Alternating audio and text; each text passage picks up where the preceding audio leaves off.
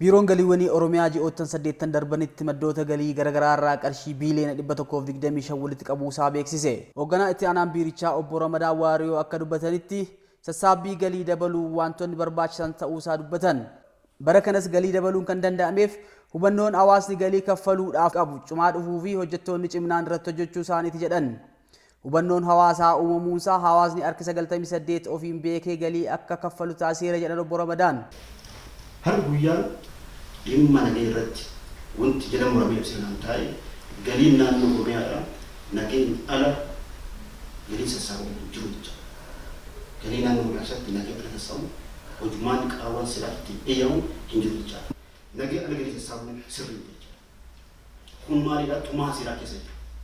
Labsii 202 gaafa ilaalle galii naannoo Oromiyaa hundi nageenya qofaadhaan akka sassaabamu.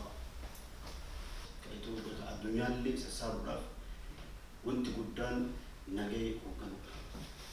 Nageenya hoogganuun maammata galii naannoo Oromiyaa tokko soqochaa.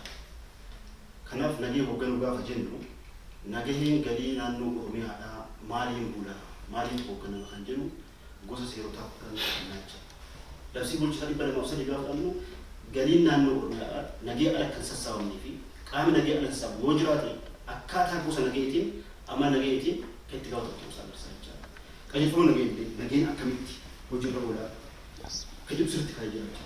Kanaaf galiin naannoo Oromiyaadhaa galii diriiraa galii mana qopheessaa galii keessaa karaa ala darbee ammoo buusiiwwan bifa adda addaatiin aangoo biiroo walitti alatti sassaabaman isaa ta'u wanti galii mootummaatiin wal qabatu wanti mootummaatiin wal tuqu nageenya malee akka sassaabamne ifatta. Galiin bakka tokko tokkotti nageenya malee sassaabamuusaa ibsanii kana sirreessuudhaafis qindoominaan hojjenna jedhan.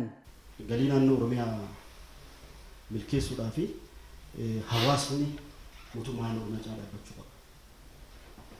Oromiyaa keessatti guddina fiduu, misooma fiduu, badhaadhina fiduu kan danda'amu yookaan hin jiraatedha. Biiroo Daldalaa Oromiyaatti Daayireektarri Qondaala Naamusaa obbo Addisuu Abbashuu gama isaaniitiin akka dubbatanitti keellaawwan garaagaraa daldala seeraan alaa to'achuudhaaf kaa'aman rakkoo ta'uusaa ibsanii biirichi irratti hojjechaa jira jedhan. Galii sassaabuun gahee tokkoof dhiifama waan hin taaneef qindoominaan irratti hojjenna jedhan obbo Addisuun. Akka Oromiyaatti keellaawwan 11 kan caasaa mataa isaa danda'e kan beekamaa kan ta'e keellaa 11 qabu. Keellaawwan kunis hedduun isaanii keellaa kanatti hojii daldala seeraa alaa fi kontiroobaandiin hojjetamaa ture jira.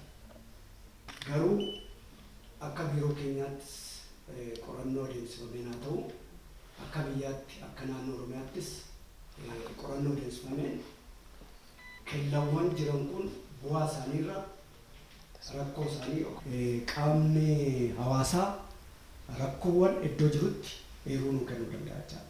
Rakkoon kun jiraachuusaa eeruu yoo nu kenne jenne karaa caasaa keenya sadarkaadhaan jiru tarkaanfiiwwan jedhaman sana akka biiroo keenyaatti tarkaanfii bulchiinsaa fudhachuudhaan gara seeraatti immoo akkaataa dhiyaachuu danda'u qaama dhimma ilaaluu wajjin hin taane gara seeraatti akka isaan dhiyaatanii adabbii barbaachisaa ta'e fudhatamu gochuu hin dandeenya waan ta'eef eeruun baay'ee murteessaadha jechaadha. Kanaaf kanarratti hojii guddaa gara fuulduraatti wajjinis taane qaama dhimma ilaaluu wajjin hin taane hojjetu.